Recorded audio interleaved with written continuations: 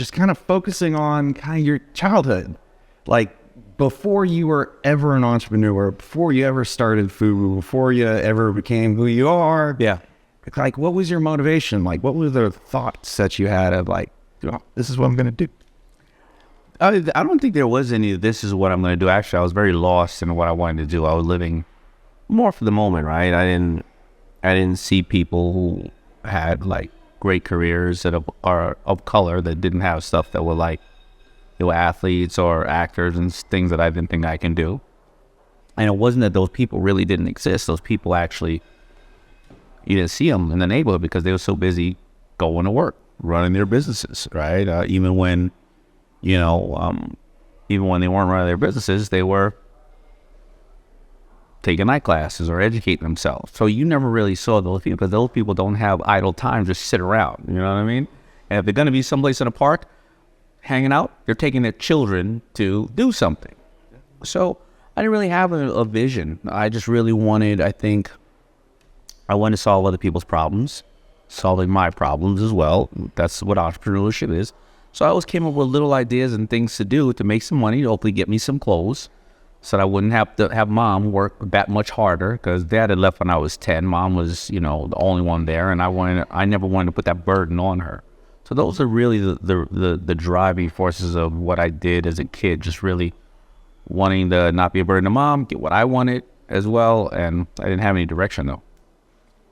And well, you didn't have direction, but it's not like you did different things. Like when you're kind of starting out, did you try a bunch of different millions? Yeah, I started working at 10, handing out flyers for buildings. Then I was an apprentice electrician, running BX cable and burn down buildings. Then I worked at the popcorn stand. I think I worked at Church's Fried Chicken. I worked at the place where they sell the big cookies. I worked at flea markets. I would put bicycle parts together and try to sell a bike. I would have a snow shoveling business. I would have a leaf raking business. I would have a van transportation business. I would sell super soakers. Didn't matter. I'm selling it. I love it. How do you go from that of just I'm doing everything to now you start refining it down to, oh, I see the upside with clothing, or kind of how did that path work? I think that's an excellent question that I've never been asked before. So, when you're coming up and, there's nobody teaches any of us, white, black, or yellow, nobody really teaches us financial intelligence and how to be an entrepreneur. Now, maybe. But back in, in the late 70s, early 80s, an entrepreneur didn't have a great name. An entrepreneur was kind of like the person that sets your house on fire and then comes to sell you a water hose and put it out, right? So, even though all of us have been bartering and trading since the beginning of time, but all those little things that I did, I didn't really do them because I had a passion necessarily to have a big business. Okay. I did it because I thought I was solving a problem or I wanted to make some money. So I think that what happened was I had a van service, and I was about 16, 17 years old. I was driving the van, and having people come on and off. In New York, we could do it like a bus. And I looked at the van. I said, well, you know what I can do? Worst scenario, I need a car. So now I got people that I can make money off of, just, pay for this car that I wanted. I can sleep on it. Sleep in it if I get homeless. I'll pack it full of T-shirts and super soakers if I want to go to the flea market, right? So I just looked at it as a multi-purpose vehicle. But, I was working for about 4 years on it, and I didn't have a life, and I got tired, and I wasn't excited about what I was doing. So it was really at that time when I decided to just become a waiter at Red Lobster. I was like, I don't take the job home with me. I net more than with the van because after I'm paying for all the expenses, and I just want to relax. Wait, did you say Red Lobster? Mm-hmm. He gets unlimited cheddar biscuits. Cheddar biscuits. Yeah, all day. No, all day. But when I was working at Red Lobster, then I created FUBU, which was a combination of two things I really loved: hip hop music and clothing. And that's what I was doing that for fun, right? Making these shirts, going on the video sets, sharing them with friends, and that's when I found my passion. And that's when I knew where I wanted to be. Prior to that, all the other stuff I did for money, either I made it, I wasn't happy, or I lost it, or I failed at it. And I can tell people today, I've never seen someone who's doing things just for money become successful. They either end up in the wrong place often, they make the money and they blow it because it's just like I finally got it, and there was no, purpose behind it. So when I found FUBU, I found I would have dressed people for free for the rest of my life if I could. So with FUBU, and just like looking at you say purpose, purpose means so much. Yeah. Is it kind of a personal purpose or a global good for the world, or just what do you mean by purpose? Well, first the purpose has to be, you always need to be fulfilled for the purpose, whatever it is. So if not, then you're working on somebody else's dream, right? And you need to see the vision. So it's always personally. I never thought about it being a global brand. I never thought about it being bigger than a boutique in Queens. So it started to grow into finding more purpose because, when you have an idea and a concept and you put it out to the world, you don't know how it's going to be received.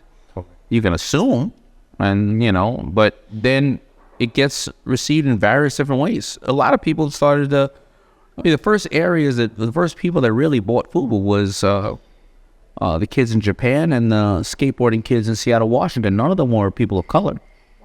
Wow. Yeah, it was the people in Japan. They bought a mail order, but it was those kids who would literally, and with no disrespect to African Americans, they would tan their skin, wear Knicks jerseys and baseball hats, and they would break dance because they wanted to emulate the African American kids in the Bronx. It would also be the skateboarders in Seattle who had this kind of let's rebel within the system. They were wearing Public Enemy shirts, and just fighting within the system. They loved African American kind of music as well. So when you come up with this idea, you don't know who's going to accept it and how, and then you're like, oh, wow, this works here. I didn't think of it like that, so it grows. Interesting. So did you consciously think I'm targeting the African-American community, but the reality is you found your audience someplace else? Yeah. I never thought of it as targeting the African-American community because I was targeting people who loved rap music. I was just in love with rap. So I used to dress Beastie Boys, I dressed LL Cool J, MC Surge, it didn't matter. Was I addressing and was it powered off of African-American art form created in the Bronx by primarily African-American males? Absolutely. But, where hip-hop is today, hip-hop was my entire world, and the way that people think of it today as a global brand and all that type of stuff, I thought of it back then that even though it was really in the Bronx or in Manhattan, but that was as big as my world was. I didn't have a cell phone or a smartphone. I had 4 channels to look at on TV and a couple of newspapers to read. You know what I mean? Yeah. So I love it. So do you know Spice One? Her brother. Oh, is your brother Spice One? Yeah, the big brother. That's very cool. Yeah. Wow. Yeah, he was actually just out here not long ago. Really? I think he's got a show coming up in a couple of weeks down in Dallas too. Nice. Okay. Yeah. But you're right. When you start listening to the hip hop music, it was localized. It was your neighborhood. It was your local rappers talking about the local issues that were happening around you. So it was real, kind of condensed. And so I remember getting my first FUBU outfit. Yeah. I thought I was just real fly. I appreciate that. The big matching jeans with the jacket and the denim. I still got pictures from that. Go to the mall and, spend all day taking pictures. That was what we did. I love it.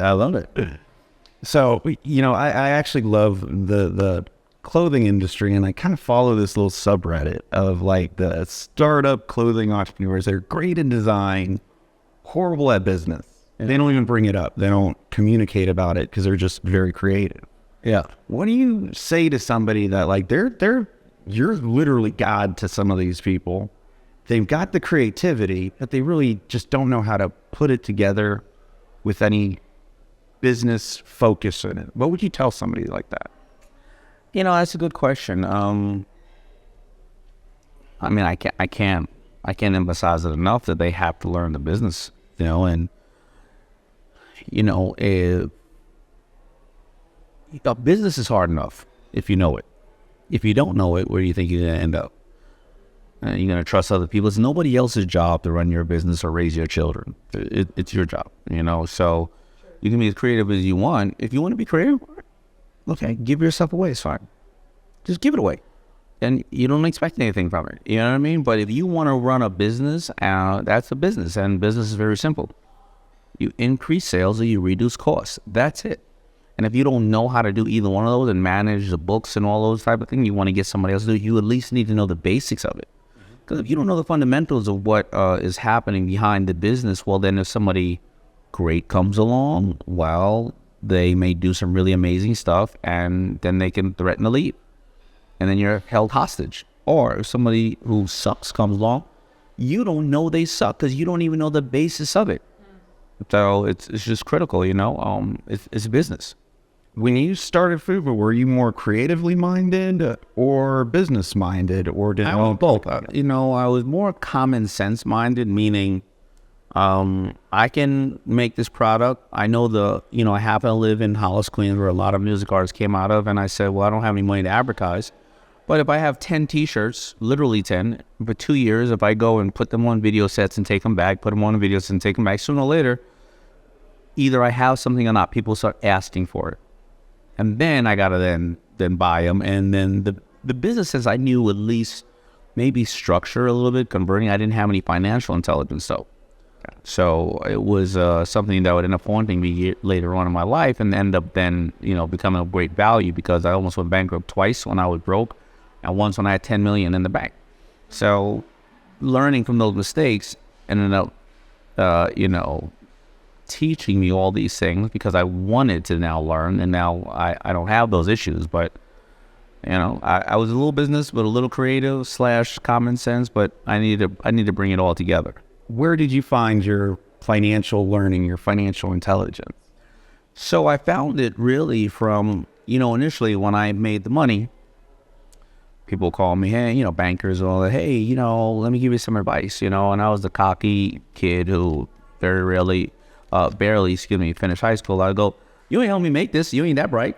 Why are you calling me? You want to work for me? Well, then you ain't that bright, right? And not thinking, that there are certain people that, technically understand what's going on, and money's a tool to utilize, right?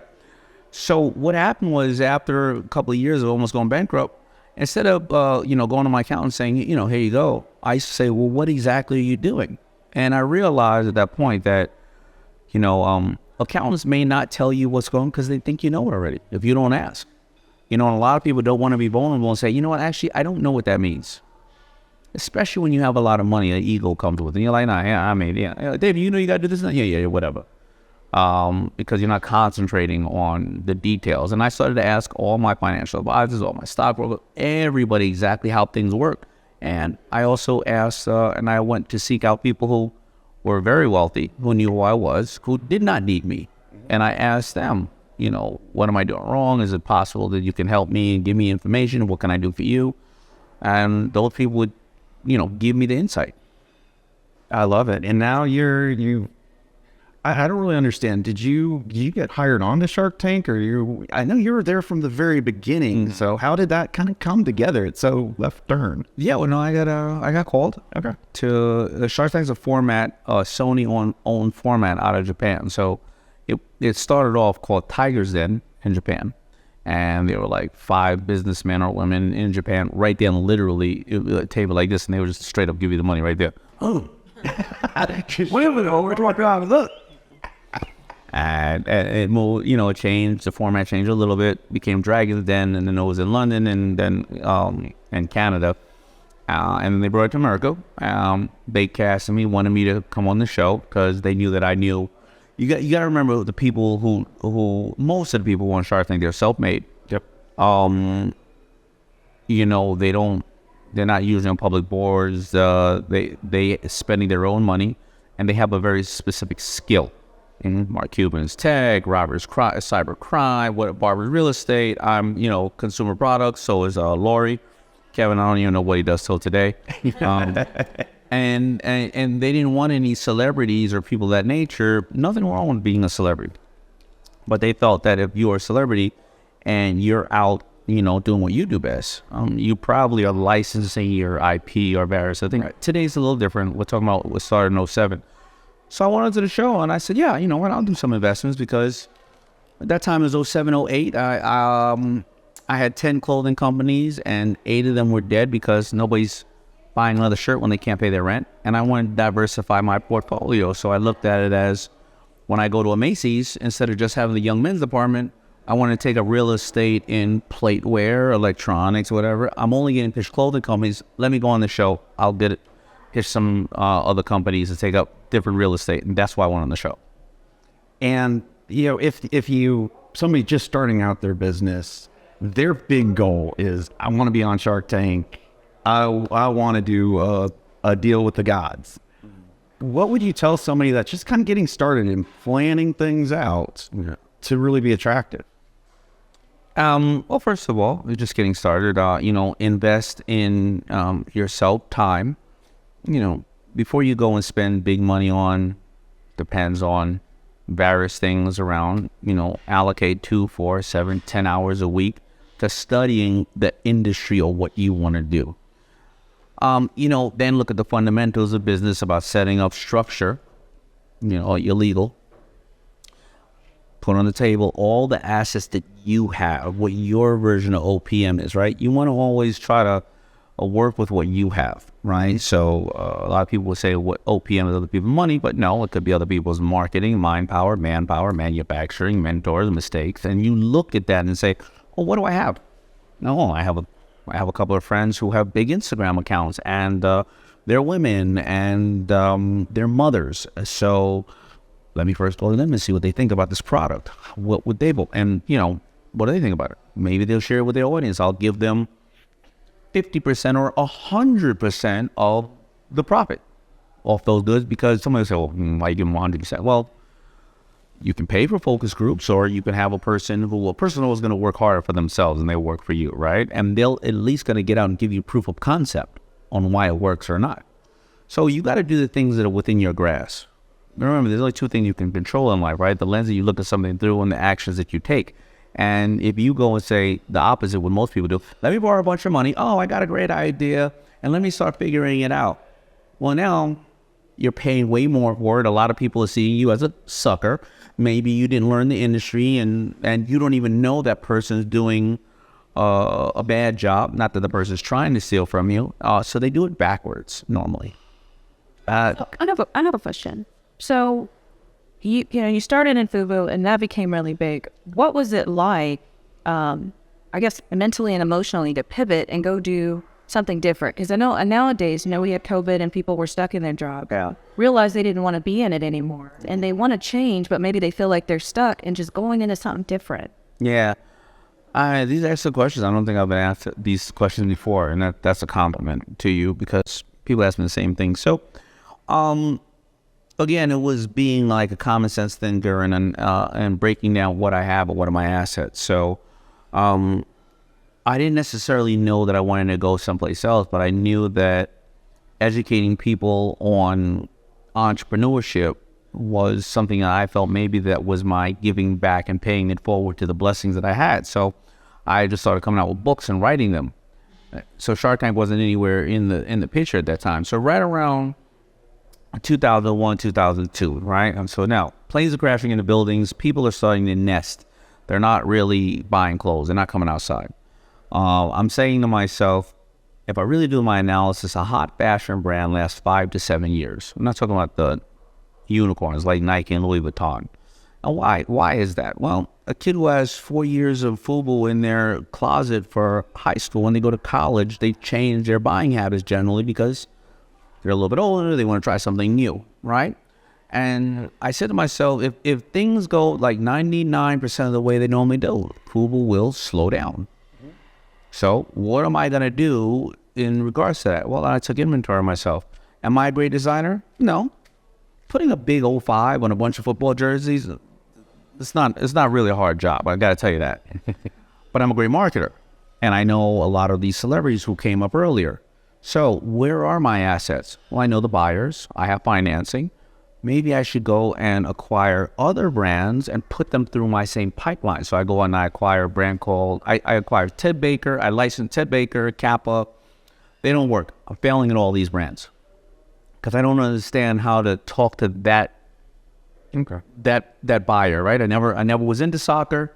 Now I'm trying to sell soccer jerseys, all right? But then I acquired a brand out of bankruptcy called Coogee. That was a well-known brand from Biggie Smalls and certain people. And what I did was I realized that Coogee used to only sell these $700 or $800 expensive golf sweaters. That means that there was a whole community that couldn't touch that at a certain price point. So I started making jeans and T-shirts and stuff at $100. So Coogee starts to take off. But simultaneously, I'm trying to educate people with these books. And then I realized, well, then maybe I shouldn't acquire brands that I have to operate. What about there's a whole bunch of younger, smarter people coming up with new brands that need what I have? Well, let me go and start backing them. So I back Willie Esco, I back a bunch of other brands. Hence then comes Shark Tank, and we kind of touched on that. But that's what happened in the transition. It wasn't that I was going to clearly, make that transition, but we know a buddy of ours called Ryan Dice, and even at this stage in my life, he has a 27-hour digital marketing curriculum. I'm taking that. And somebody will say, well, why are you taking that? I own digital marketing companies or have relationships a lot because I still want to keep educating myself. And that normally pays off for me later on when I'm ready to pivot, because I notice I keep going in this area. I really like this. All of a sudden, an opportunity presents itself and I move towards that area. I don't wait in a static and go, one day something's going to come around. I'm just going to hop to someplace else. You know? Got it. It's that, work without faith, right? Yeah. Yeah. So what words of encouragement would you give to somebody who's looking to make that shift, who's looking to pivot from maybe something that they just desperately trying to hold on to, but want to try to go in a different direction? They got to be really disciplined in scheduling themselves in the time, because generally we'll schedule everything else. We'll schedule when somebody else wants us on a Zoom, a train, a plane, an automobile. We got to go to the kids' school, soccer. Everybody's calling us on these things, interrupting our lives. We'll pick up the phone, but we generally don't schedule ourselves, right? Like we were talking previously about a vacation, date night with my wife, working out, taking I take my daughter, I used to take my daughter on a date at 12 years old. And somebody would say, why? Because a guy taught me to take my daughter on a date at 12, because when she becomes 16 or 17 or 18 and she goes on a date with a guy the first time, how's she going to know how he's supposed to treat her if she's never been on a date before?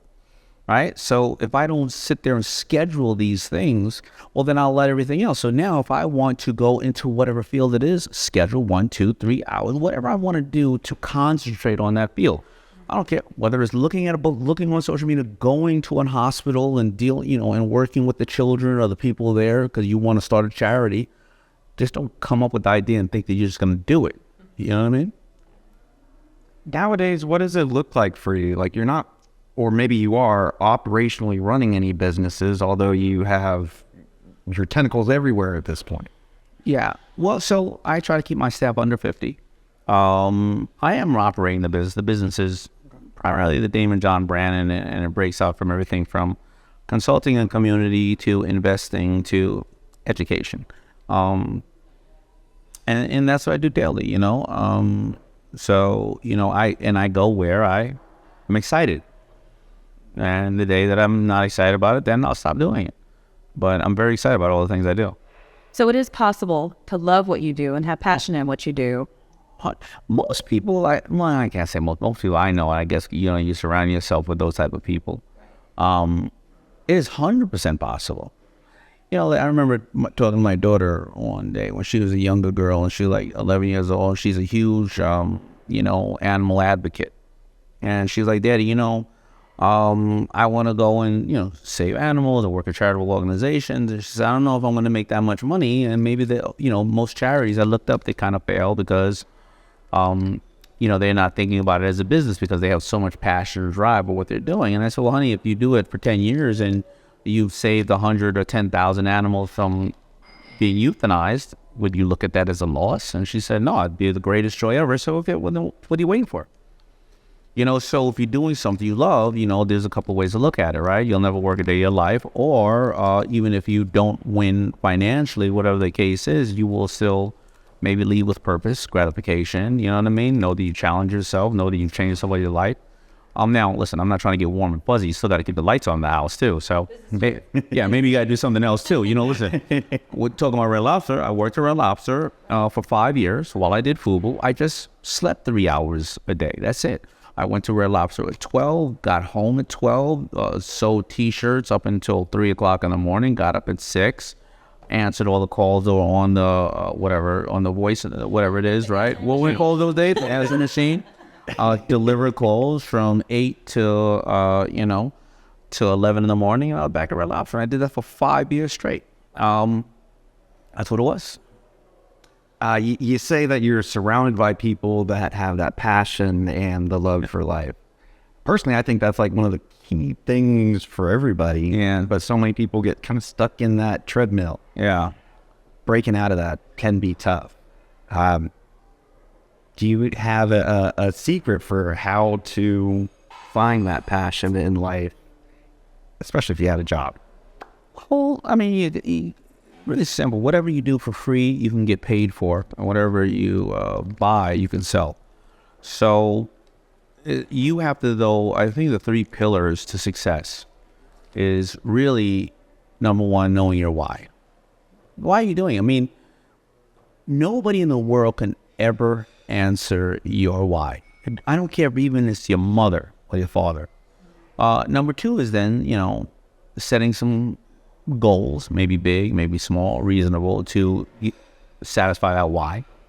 And number 3 is then, acquiring the information, doing your homework to accomplish the goals to satisfy your why. The biggest problem is a lot of people lie about their why. They do it because of society or fear, or their parents told them this is what success is, or a boy or girl who broke their heart told them that they weren't shit because of something or another. And they're doing the wrong why. So if you're doing the wrong why, then you're setting the wrong goals. You're setting the wrong goals, and then you're doing the wrong homework on the wrong goals. So I think you got to be brutally honest with yourself. And that is sometimes something that people just don't want to do. You want to do it because you want to be famous? Okay. I can't, doubt you for that. So I run Crowdfunding Lawyers. We're a law firm. We just help entrepreneurs get their startups and businesses funded. Do you have any recommendation for kind of somebody that's just trying to get their business started, really kind of about doing things right from the get-go? Yeah, so, of course, this is your area of expertise. You can explain it further, but the fundamentals, they need to have all of the fundamentals in place for at least structure. Right? What is your IP? What is your company? How are you filing taxes? They have to have taxing and accounting in order, right? Trademarks, whatever you need. And I know you can do some of these things simultaneously. That is the most important aspect, because, listen, even on Shark Tank, there's been 3 companies that have come on and they didn't really own their name. They had maybe a URL. Wow.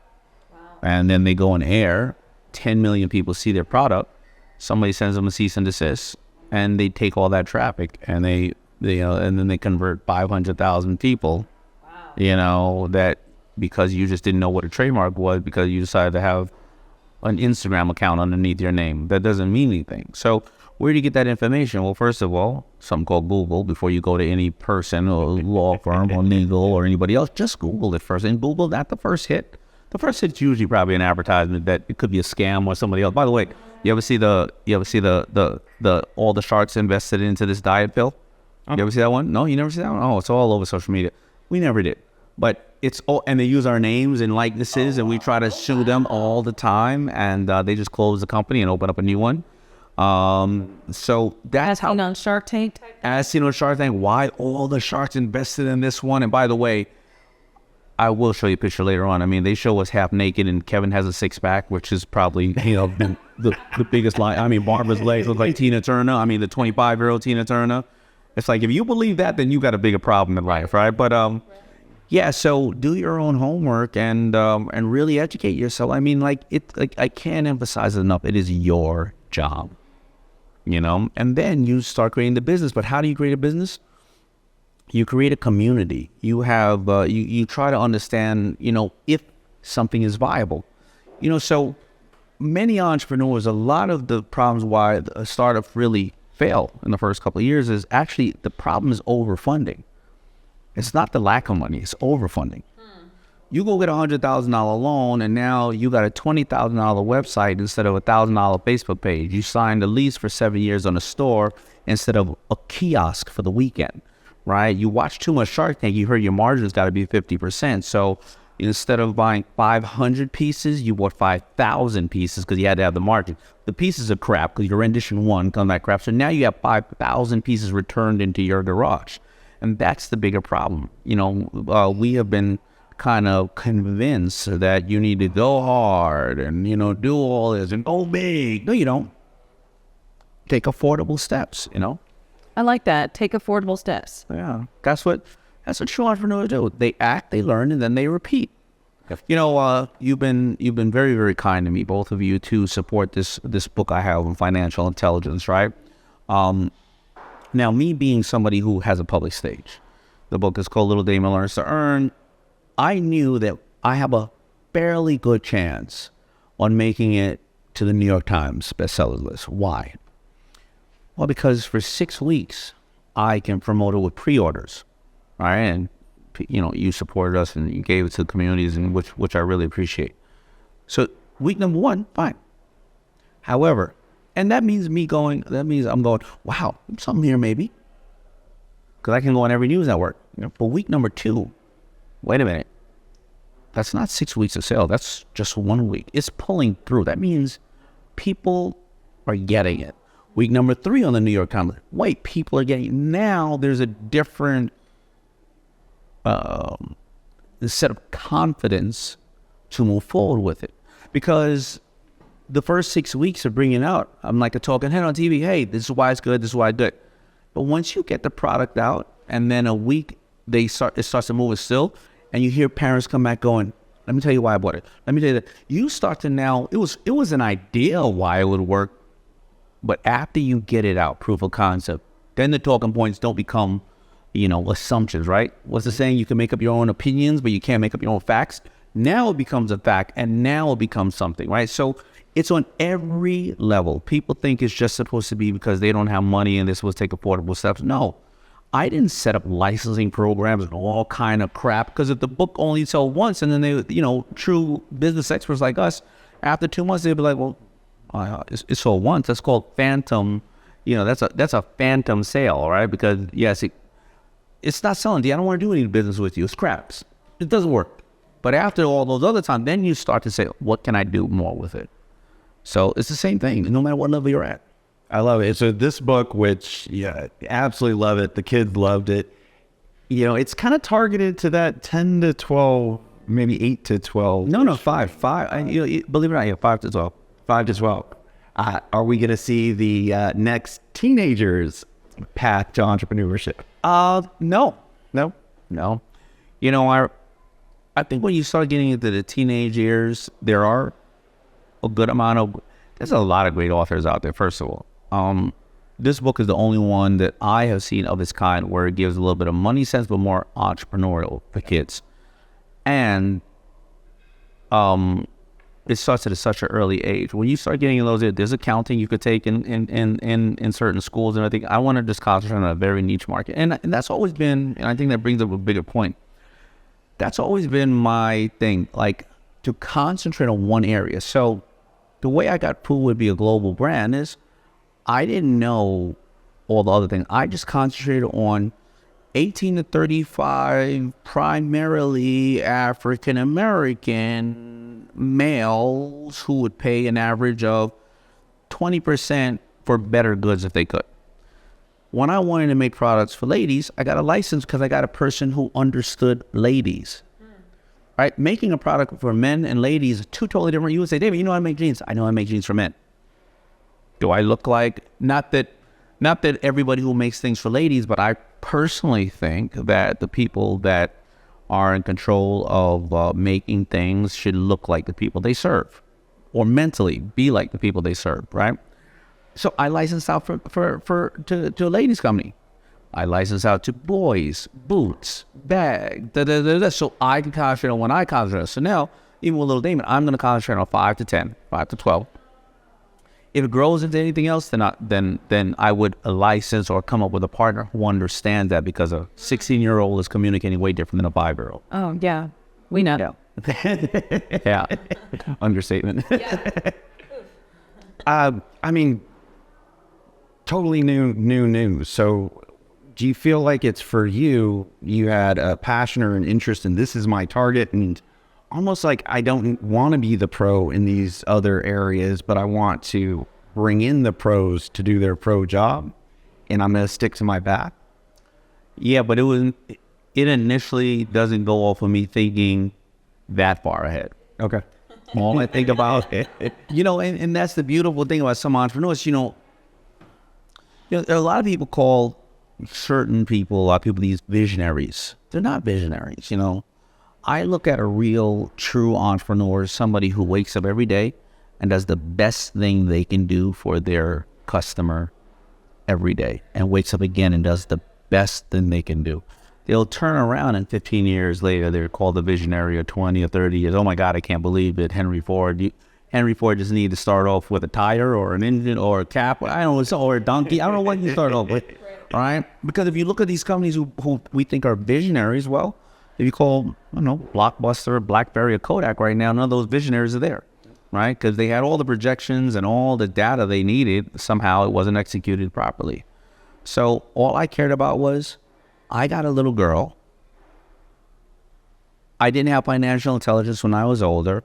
How can I connect with her over a book and give her some initial ways to have concepts on what money is, how it works, and how to utilize her surroundings to the best of her ability to bring joy to other people?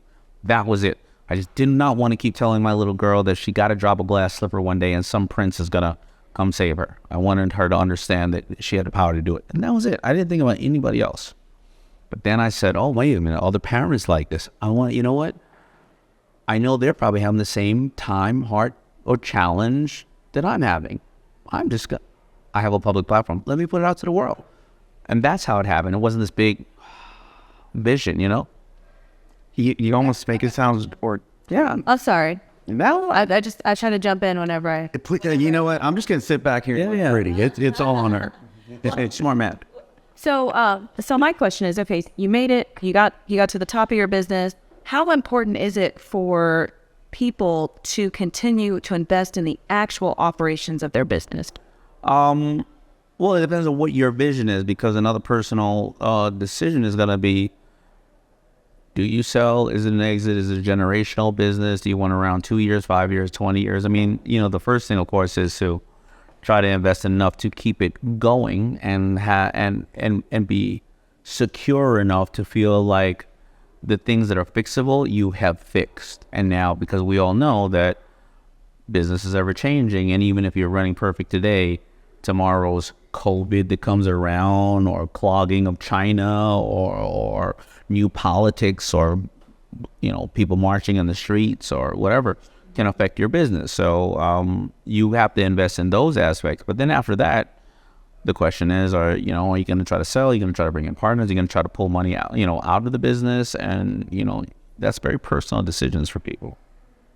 From the climate that I get from people who are starting their own business or moving away from a business that they've already started, they've decided that, hey, I really didn't have passion in this, or the passion I had wasn't what I expected to be. Mm-hmm. And I want to go find that passion. It may not make me the money that I want to make, but I want to be happier in what I'm doing. Yeah. As we're, growing up, we were told, you go to college, you get a 9-to-5, mm-hmm. you get a 401k, and then you retire as early as you can. That's right. But like doing that day-to-day grind, it's not. There's no redeeming value in that. Sometimes you get stuck on the hamster wheel. Yeah. And so I know when I broke out, started doing my own business, that was exactly the reason why, because I wasn't finding that passion and joy in what I'm doing. So people are starting to realize there's more to it. Yeah. Just the passion, and who better to talk to about. No, 100%. Even sometimes people have a passion, but then they go, like, I'll give you an example with FUBU. I just am a person. I don't have ADD, ADHD, but, how many times I'm going to look at that FB or that 05? I mean, I wanted to kind of just do something else. No matter what. I love FUBU. It was very good to me, still is, still today. But sometimes, you got to just really, even though it could be against the popular, thoughts on what you should do, you got to do it for yourself. So. I love it. Thank you so much today. All right. Well, thanks for having me. Absolutely.